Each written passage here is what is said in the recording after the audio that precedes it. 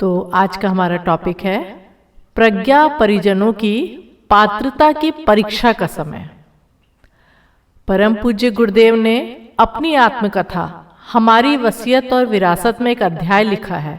उसका नाम है विनाश नहीं सृजन हमारी भविष्यवाणी। इस अध्याय में पूज्य गुरुदेव ने बिना किसी लाग लपेट के बड़ी स्पष्टता से इस बात को कहा है कि सारे संसार के मूर्धन्यों, शक्तिवानों और विचारवानों की आशंका एक ही है कि इस सृष्टि का विनाश होने जा रहा है। हमारा अकेले का कहना यह है कि उल्टे को उलटकर सीधा किया जाएगा। इसी बात को आगे बढ़ाते हुए वे लिखते हैं कि हमारे भविष्य कथन को अभी भी गंभीरता पूर्वक समझ लिया जाए। विनाश की घटाओं के बीच अगले दिनों एक तूफानी प्रवाह जन्म लेगा जो इन घटाओं को उड़ाकर कहीं दूर ले जाएगा और अंधकार को चीरता हुआ प्रकाश से भरा वातावरण दृष्टिगोचर होगा। गुरुदेव यहाँ पे बता रहे हैं कि विनाश तो बहुत दिख रहा है, लेकिन एक तूफानी प्रवाह, मतलब जब प्रवाह या जब वो हवा चलती है ना, तो जो भी चीज छोटी मोटी होती है उसको उड़ा के ले जाती हैं। तो गुरुदेव बोले इतना विनाश दिख रहा है और हम देख भी रहे हैं कि लग रहा है क्या होगा, क्या पूरी जिंदगी हमको ऐसे रहना पड़ेगा? नहीं, ऐसा नहीं रहना पड़ेगा। अंत में पूज्य गुरुदेव यह भी लिखते हैं कि इस कार्य को ऋषि तंत्र संपन्न करेगा, चाहे नाम दिलाने के लिए किसी को भी आगे क्यों ना खड़ा कर दिया जाए। यह शब्द भले ही कुछ दशक पुराने हो, परंतु जो भविष्य कथन परम पूज्य गुरुदेव का है उसकी सत्यता पर जरा भी संदेह कर पाना संभव नहीं है। इस सृष्टि की महान बलशाली शक्तिमान सत्ताएं जिनके संकल्प मात्र से बड़े बड़े परिवर्तन चुटकियों में संभव हो जाते हैं, ऐसी शक्तियां भी इस देवी योजना का हिस्सा बनने के लिए आतुर दिखाई पड़ती हैं। पूज्य गुरुदेव ने वर्षों पहले अखंड ज्योति में लिखा था, नवयुग का आगमन सुनिश्चित है। प्रज्ञा युग उसका नाम होगा। गंगा अवतरण का मन बना चुकी है। शिवजी ने अपनी जटाएं बिखेर दी है। अब आवश्यकता मात्र भागीरथ जैसे राजपुत्र की रह गई है। अर्जुन को भी यह कहा गया है कि इच्छा हो तो विजयश्री का वरण कर, वरना चुप बैठ, तेरे बिना महाभारत अन्न जीता ना पड़ा रह सकेगा। एक एक शब्द देखिए जो यहाँ पे लिखा गया है। यहाँ बोले गुरुदेव ने तो वर्षों पहले अखंड ज्योति में लिख दिया था कि नवयुग का आगमन सुनिश्चित है। अब देखिए गुरुदेव ने क्या क्या बोल दिया था, नवयुग, और वो नवयुग का नाम क्या होगा? प्रज्ञा युग। यानी जब सबकी बुद्धि उस चरम सीमा पे काम करेगी कि वो प्रज्ञा बन के काम करेगी। व्यक्ति केवल अपने आप के लिए नहीं सोचेगा बल्कि संपूर्ण सृष्टि के लिए सोचेगा और आत्म व सर्वभूतेषु की भावना सबके अंदर जो है घर कर जाएगी। तो यहाँ पे क्या बोल रहे हैं? गंगा अवतरण का मन बना चुकी है। आज के गुरुदेव जिन्होंने ज्ञान की गंगा उतारी है, शिव जी ने अपनी जटाएं बिखेर दी है, यानी परम पूज्य गुरुदेव ने अपनी जटाएं बिखेर दी है। किस चीज के लिए? जो ज्ञान की गंगा को उन्होंने अवतरण किया है उसको अपने अंदर समेटने के लिए। लेकिन बोल रहे कि आवश्यकता किसकी? भागीरथ, यानी हमको गुरुदेव भागीरथ यानी तपस्या करने को बोल रहे हैं कि जब हम ये तपस्या करेंगे तब तो वो जो ज्ञान की गंगा को हम जमीन पे ला पाएंगे और सब लोगों तक वो पहुंचा पाएंगे। इसीलिए कहा गया है, ब्रह्म कमंडल से धरती पर उतर सुरसुरी आई, नवयुग के शंकर ने जिसके लिए जटा फैलाई, हम उसका अमृत जल लेकर जन जन तक जाएंगे, शाप मुक्त करने की अब तो हमने शपथ उठाई। तो ये गुरुदेव ने जो ज्ञान का अमृत जल हमको उसको लेके किसको जाना है? अपने आप तो नहीं पहुंचेगा। ये जल हमको जो ये अमृत ज्ञान की गंगा जो है, जो किसी निर्जीव व्यक्ति को, मूर्छित व्यक्ति को संजीवनी का काम कर सकती है, अमृत का काम कर सकती है, उस अमृत जल को, ज्ञान की गंगा को लेकर हमको जाना है। अब यहाँ पे देखिए बोल रहे हैं, अर्जुन को भी कहा गया था भगवान कृष्ण ने गीता में कि भाई तू विजयश्री का वरण कर ले, ये तो होने ही वाला है। गुरुदेव भी बोल रहे हैं कि अर्जुन बनो, उठो, ये मोह माया छोड़ो, जो तुम लड़खड़ाते रहते हो, अपने धनुष बाण उठा लो और अपने कर्तव्य की ओर बढ़ो। और गुरुदेव बोल रहे हैं कि श्रेय ले लो, तुम ये ज्ञान की गंगा को घर घर पहुंचाओ और जब कभी आगे जब नाम लिया जाएगा तो स्वर्णाक्षरों में तुम लोग सबका नाम लिखा जाएगा। तो गुरुदेव बोल रहे हैं या तो विजयश्री लेने का वरण करो, नहीं तो केवल मुंह चलाने से काम नहीं होगा और चुपचाप बैठो। दुनिया में आंतरिक महाभारत छाया हुआ है, ये तो जीतने वाले ही हैं। गुरुदेव बोल रहे हम तो इसको जीत चुके हैं ऑलरेडी, लेकिन तुम लोग के लिए श्रेय हम लोगों ने रख छोड़ा है। तो गुरुदेव यही बोल रहे हैं कि भागीरथ बने, अर्जुन बने। ऐसे में कभी कभी यह प्रश्न मन में उठता है और उसका उठना भी स्वाभाविक है कि जिस परिवर्तन के लिए पूज्य गुरुदेव ने इतना स्पष्ट लिखा है वो घट क्यों नहीं रहा है। आज की परिस्थितियों को देखकर तो ऐसा लगता है कि जैसे कष्ट कठिनाइयां की तो घटाएं ही उमड़ आई है। निश्चित रूप से हम मनुष्य हैं, हमेशा हमको केवल निराशा के भाव आते हैं और थोड़ी देर के लिए हम किसी चीज़ की आशा कर सकते हैं, लेकिन हम लोग को तुरंत लगने लगता है कि ऐसा क्यों नहीं हो रहा है। गुरुदेव ने कहा है, क्या ऐसा होगा? तो बोल रहे हैं कि इतना जो गुरुदेव ने कहा कि परिवर्तन आएगा, नवयुग आएगा और सब कुछ होगा, और इतने पहले कह दिया है, तो बोल रहे हैं वो दिख क्यों नहीं रहा है? आज की परिस्थितियां देख के तो लग ही नहीं रहा है कि भाई ये इतने कष्ट कठिनाइयां हैं, और यहाँ तक कि मनुष्य भी एक जैसे पिंजरे में बंद करके अपने घर में रह गया है। तो बोल रहे हैं कि इतनी कष्ट कठिनाइयां आई हैं, तो ये हो क्यों नहीं रहा है? ये होगा कब? प्रकृति और पर्यावरण तो भगवान नरसिंह की तरह कुपित नजर आते हैं। मनुष्य की दुर्बुद्धि और दुर्भावनाओं भी बढ़ गई हैं। परिस्थितियां भी पहले की तुलना में ज्यादा विषम, विकल और विभत्स है। ऐसा प्रतीत होता है मानो पूरा विश्व ही वातावरण के अंधकार से ग्रस्त है। ऐसे में मन में यह प्रश्न उठता है कि इन परिस्थितियों में नवयुग की संभावना कैसे बनेगी। तो देखिए, बिल्कुल यहाँ पे बोल रहे हैं कि परम पूज्य गुरुदेव ने तो क्या से क्या लिख दिया है, और क्या ऐसा होगा, क्वेश्चन मार्क लगता है। तो यहाँ पे ये कब होगा, गुरुदेव इसीलिए बोल रहे हैं बार बार, जो इसका टॉपिक है इतना इम्पोर्टेंट टॉपिक है। एक विद्यार्थी साल भर पढ़ाई करता है, पर क्या हम जिंदगी भर पढ़ाई करते रहेंगे?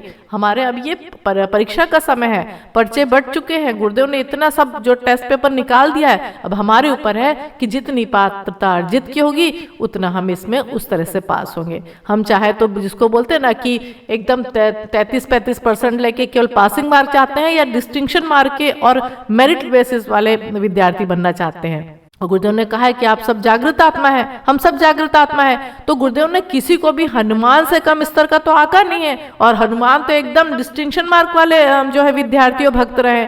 तो हमको इतनी पात्रता विकसित करना, इतनी पात्रता विकसित करना है कि हमको परीक्षा में एकदम A ग्रेड के नंबर बने, और हमारे जो गुरु हैं उनको हम पे जो है गौरव महसूस हो।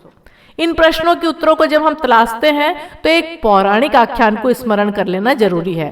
पाठकों को देवासुर संग्राम की घटना याद होगी। महर्षि दुर्वासा के शाप के कारण जब देवताओं की शक्ति कुंद पड़ी, तो भगवान विष्णु ने खोई शक्ति के अर्जन के लिए उनको समुद्र मंथन की आज्ञा दी, और वासुकी नाग को रस्सी बनाकर मंद्रांचल पर्वत को मथानी बनाकर समुद्र को मथने का कार्य अब प्रारंभ हुआ। जब प्रारंभ हुआ तो समुद्र में से 14 रत्न निकले। उस समुद्र मंथन में से पहला रत्न जो निकला वह था विष, हलाहल, कालकूट। उसे यदि भगवान शिव ने धारण ना किया होता तो सृष्टि का अस्तित्व ही खतरे में पड़ जाता। कुछ ऐसा ही युग निर्माण योजना के साथ घटना भी अनिवार्य क्रम से जुड़ा है। इस ईश्वरीय संकल्प की यात्रा भी संघर्षों की राह से गुजरने के बाद ही तय हो पाएगी।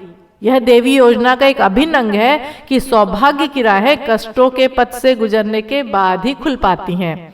अब गुरुदेव बता रहे हैं, परीक्षा का समय है, पात्रता विकसित हुई कि नहीं, तैयारी कैसे की साल भर, तो जब वो परीक्षा है उसमें क्या क्या चीजें की पात्रता की आवश्यकता हमको पड़ेगी। जो ईश्वरीय संकल्प जो लिया है गुरुदेव ने, तो वो संघर्षों की राह से गुजर के ही हमको वो जो है लक्ष्य मिल सकता है, कठिनाइयों से गुजर के ही मिलेगा, क्योंकि यह देवी योजना का एक अभिन्न अंग है। जैसे हम यहाँ पे बात कर रहे थे कि दुख के बाद सुख आता है, ध्वंस के बाद सृजन होता है। तो ध्वंस होता है तो कई जो है उसमें चीजें जो जमीन के अंदर धस जाती हैं, उसके ऊपर इमारत बनती है। तो यहाँ पे बोल रहे हैं गुरुदेव कि उस जो हमारे कठिनाइयां और संघर्ष के लिए तैयार है।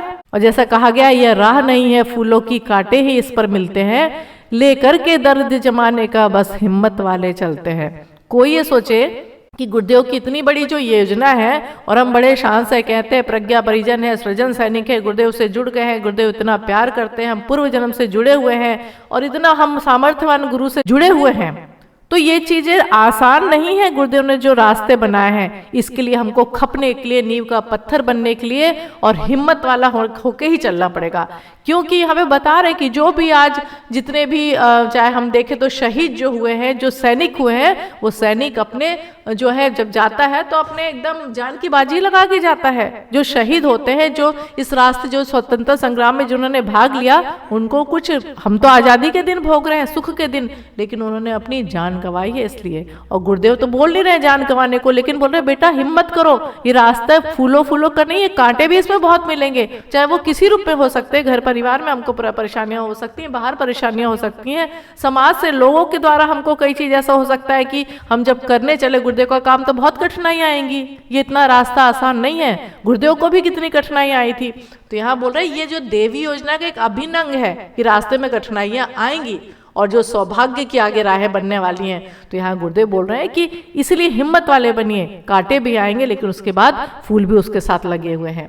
यही कारण है कि परम पूज्य गुरुदेव ने जब अखंड ज्योति को प्रारंभ किया तो निम्न पंक्तियों को लिखा, सुधा बीज बोने से पहले कालकूट पीना होगा, पहिन मौत का मुकुट विश्वहित मानव को जीना होगा। यह स्पष्ट है कि कष्ट कठिनाइयों के पथ से गुजरे बिना, सृष्टि के एकत्रित कर्म का परिपाक किए बिना सतयुग के अवतरण की परिस्थितियों का निर्माण भी संभव नहीं है।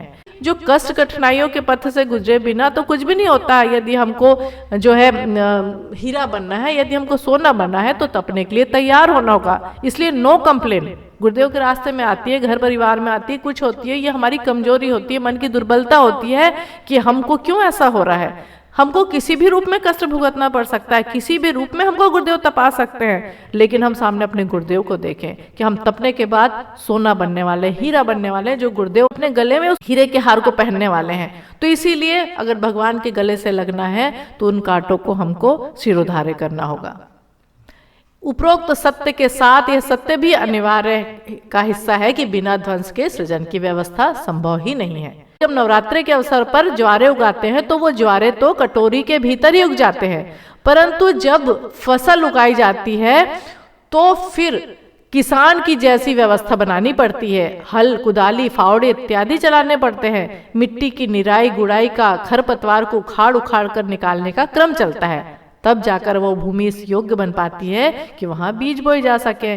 यदि निराई गुड़ाई के काम को ही देखें तो खेती को ध्वंस का ही काम मानना चाहिए, जबकि सत्य तो इससे विपरीत है। सत्य तो यह है कि बिना भूमि की जुताई के फसल रोप पाना संभव नहीं है। मनोभूमि की निराई गुड़ाई किए बिना और अपने जो हम जब जीवन जीते हैं तो उसमें बहुत तरह की निगेटिविटी आती है, खरपतवार आते हैं और मिट्टी की गुड़ाई, जो निराई गुड़ाई, तो वही गुरुदेव ने साधना का जो क्रम बताया है, अपनी जो जीवन साधना बताई है, लाइफ स्टाइल बताई है, डिसिप्लिन बताई है कि ये सब चीजें जब हम करते रहेंगे तभी तो उस भूमि की जुताई होगी और तब उस पर अच्छी फसल जो है हम अपने पुरुषार्थ की फसल बो सकेंगे और परीक्षा में पास हो सकेंगे, तब हम अपने गुरुदेव को भी खुश कर सकेंगे। उसी तरह यह भी सत्य है, नवयुग की, सतयुग की परिस्थितियों का निर्माण किए जाने के लिए वर्तमान समय की ध्वंसात्मक परिस्थितियां जरूरी है। जैसे यह सत्य है कि बिना नींव खोदे इमारत बनाना संभव नहीं है, वैसे यह भी सत्य है कि बिना ध्वंस के सृजन संभव नहीं है। जैसे बिना प्रसूति का कष्ट पाए नई आत्मा को जन्म दे पाना संभव नहीं है, वैसे ही बिना वर्तमान समय के अंधकार को भोगे नए युग के सूर्य को उगा पाना संभव नहीं है। स्मरण रखने योग्य बात यह है कि यह सत्य है कि कष्ट बड़ा है, अंधकार बड़ा है, पर वह इसलिए बड़ा है क्योंकि यह एक सुनियोजित योजना का अंग है। प्रकृति का सत्य यही है कि पहले कष्ट भोग लिया जाए तो बाद का जीवन आसान हो जाता है। वैसा ही सृष्टिगत अवस्था में होता है और ऐसा ही व्यक्तिगत परिष्कार की प्रक्रिया में होता है। तपस्या साधना का पथ ही कष्टों को सहन करने का पथ है। ये कष्ट हर देवी मार्ग के पथिक को सहन करने पड़ते हैं। परम पूज्य गुरुदेव ने इसलिए हमारी वसीयत और विरासत में लिखा भी है, भगवान कृष्ण भगवान बाद में बने, पहले तो उन्हें पैदा होते ही पूतना का विष झेलना पड़ा, दूध के दांत टूटने से पहले बकासुर, अघासुर, कालिया सर्प को इत्यादि से लड़ना पड़ा था। कितने बढ़िया बढ़िया गुरुदेव उदाहरण दे रहे हैं कि भगवान भी जब बच नहीं पाए तो हम कैसे बच पाएंगे। ये जो अगर हम चाहते हैं कि तपस्या जीवन में करें या कष्ट कठिनाइयों को भोगते चलें तो बोले ये रास्ता ही है, आध्यात्म का रास्ता ही यही है। यदि हम अपने गुरुदेव के बताए रास्ते पर चलना चाहते हैं और उनके सच्चे शिष्यत्व को अपने जीवन में लाना चाहते हैं तो कष्ट तो सहने ही पड़ेंगे। भगवान कृष्ण बोल रहे हैं, कितनी अच्छी बात बताई। बोले हम भगवान कृष्ण शुरू से भगवान थे क्या? बोले कितने कष्ट झेलने पड़े तब वो भगवान कृष्ण बने। भगवान राम यदि केवल एक राजा के बेटे बन के रह जाते तो वो भगवान राम नहीं बनते, यदि वनवास में नहीं जाते और इतनी सारी जो मानवता का काम उन्होंने नहीं किया होता। महानता का पथ ही ऐसा है कि इस पर चलने वाले प्रत्येक व्यक्ति को भारी खतरे उठाने पड़ते हैं। हरिश्चंद्र महाराज को सत्यवादी कहलाने से पहले किन कठिनाइयों से गुजरना पड़ा क्या हम नहीं जानते हैं? क्या हमें याद नहीं कि पांडवों को राज्याभिषेक से पहले वनवास का दंश झेलना पड़ा? क्या भगवान राम को राम राज्य की प्रतिष्ठा करने से पूर्व वन वन नहीं भटकना पड़ा? इसी महानता के पथ के अनुगामी वो प्रहलाद भी थे जिन्हें आग में उतरना पड़ा, ध्रुव भी थे जिन्हें इस पथ से जाना पड़ा और मीरा भी थी जिन्हें जहर का प्याला पीना पड़ा। ये कष्ट कठिनाइयां आत्म परिष्कार के पथ का और युग परिवर्तन की प्रक्रिया का एक अभिन्न अंग है। तो देखिए, ये जो टॉपिक पढ़ा जा रहा है ये है ही उनके लिए जो कुछ अच्छा जीवन में करना चाहते हैं, कुछ महानता के पथ पर जाना चाहते हैं। उनके लिए नहीं है जो मैं, मेरा घर और कष्ट कठिनाइयां और नहीं ऐसा कैसे हो सकता है, क्योंकि गुरुदेव हमको उसके लायक समझते हैं, उतनी पात्रता देखते हैं हम में कि हम तो कम से कम उस महानता की ओर बढ़ सके। क्योंकि गुरुदेव को हमसे ये आशा है, बोल रहे हैं कि जो भी अच्छे रास्ते पे चला है, चाहे वो हरिश्चंद्र हो, चाहे भगवान राम है, चाहे ध्रुव है, चाहे मीराबाई थी, बोल रहे हैं कष्ट तो सबके जीवन में आए हैं। यदि वो ये छोड़ के मैदान छोड़ के भाग जाते तो आज हम उनका नाम ये यहाँ नहीं पढ़ते रहते। तो बोले कष्ट कठिनाइयां आत्म परिष्कार के पथ पर तो आएंगी ही। और हम जब बहुत अच्छे से बोलते हैं कि हम नव जागृति के कर्णधार हैं, दुनिया नई बसाएंगे, जय बोलेंगे मानवता की, जन जन को गले लगाएंगे, तो जन जन को गले लगाएंगे कैसे? हम तो केवल मैं और मेरे परिवार को ही गले लगाना चाहते हैं, और गुरुदेव तो चाहते हैं प्यार प्यार प्यार, सबको प्यार देना है। तो ये होगा कैसे जब हमारे जीवन में जो कष्ट कठिनाइयां आती हैं वो हमारे आत्म परिष्कार का एक अंग है। तो इसलिए आने दें कठिनाइयों को। गुरुदेव के हम बच्चे, हम हर चीज से निपट के आगे बढ़ जाएंगे, हर चीज से टकरा के, और गुरुदेव की परीक्षा में पास होंगे। इन बातों को यहाँ लिखने के पीछे का उद्देश्य एक ही है कि मन में इस बात को गहरे से बिठा लिया जाए कि जिस मार्ग पर गायत्री परिजन आगे बढ़ रहे हैं वो पथ अग्नि परीक्षा का पथ है। ऐसे समय में मन को कमजोर नहीं होने दिया जाए। देखिए, गुरुदेव क्लियर लिख रहे हैं कि हम जो इतने दम भरते हैं, गायत्री परिजन हैं, गुरुदेव के शिष्य हैं, तो यहाँ बोल रहे हैं कि ये अग्नि परीक्षा का समय है, ध्वंस से सृजन का समय है। ऐसे समय मन को चाहे कोई भी कैसी भी परिस्थिति आए, चाहे व्यक्तिगत हमारे मार्ग पे या हमारे आध्यात्मिक मार्ग, तो बोले मन को कमजोर ना होने दिया जाए और स्वयं को मजबूत रखने का हर गायत्री परिजन को प्रयास करना चाहिए। यह समय हमारी पात्रता की परीक्षा का समय है।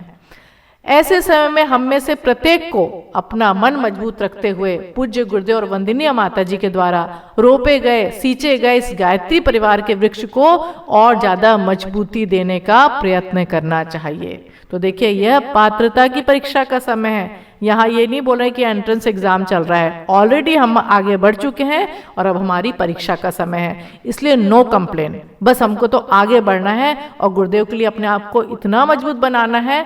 और ये घर परिवार में कर्तव्य हमको जिंदगी भर से कर रहे हैं, लेकिन अपने गुरुदेव का करेंगे हम तो आज क्या से क्या होते चले जाएंगे। घर परिवार में कितना भी आप करो, लेकिन आपके कर्तव्य को ही जो है प्राथमिकता दी जाएगी। इसलिए अपने गुरु का कार्य करें, अपनी माता जी का कार्य करें, क्योंकि उन्होंने हमेशा अपना वरद हस्त हम सबके ऊपर रखा है। और गुरुदेव जो आज के जो है भगवान शिव हैं, महाकाल हैं, जिन्होंने इस ज्ञान की गंगा को जो धरती पर उतारने का संकल्प लिया है, तो हमको भी गुरुदेव को जो है आश्वासन देना चाहिए कि अब नवयुग की गंगोत्री से बही ज्ञान की धारा है, हम युग का निर्माण करेंगे, यह संकल्प हमारा है। लेकिन संकल्प पूरा कैसे होगा? पात्रता के विकास से, पात्रता की परीक्षा में पास होने से। तो गुरुदेव यहाँ पे यही बोल रहे हैं कि जो माता जी गुरुदेव ने जो पौधा रोपा है ना गायत्री परिवार का, तो बोले इसमें खाद पानी और जो भी खरपतवार को निकालने की जरूरत है, हर एक गायत्री परिजन अपने आप में एक पौधा है, छोटा सा पौधा है। और जिसको यदि हमने, जो गुरुदेव ने कहा है, उपासना साधना आराधना आत्म परिष्कार की, आत्म निरीक्षण की, यदि हमने खाद पानी नहीं दिया तो वो पौधा मर जाएगा, या थोड़ा बहुत करने के बाद फल देने लायक नहीं रहेगा और केवल एक हरियाली का पौधा बनकर रह जाएगा। तो हमको गुरुदेव माता जी को यह आश्वासन देना है कि गुरुदेव माता जी जो आपने इतनी मेहनत की है, ये जो ब्रह्म बीज सब जगह फैलाए हैं, हम इनको कभी भी नष्ट नहीं होने देंगे और जन जन तक इतने फलदायी वृक्ष बनेंगे कि उस फलों को जो है पाकर और दुनिया धन्य हो जाएगी और युग निर्माण योजना को साकार रूप हम दे पाएंगे।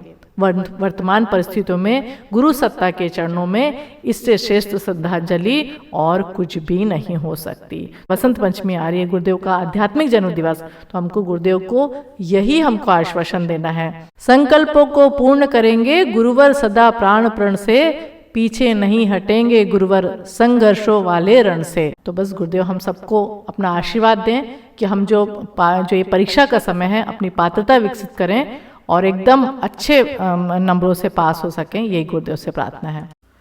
ओम श्री गुरुवे नमः। ओम शांति।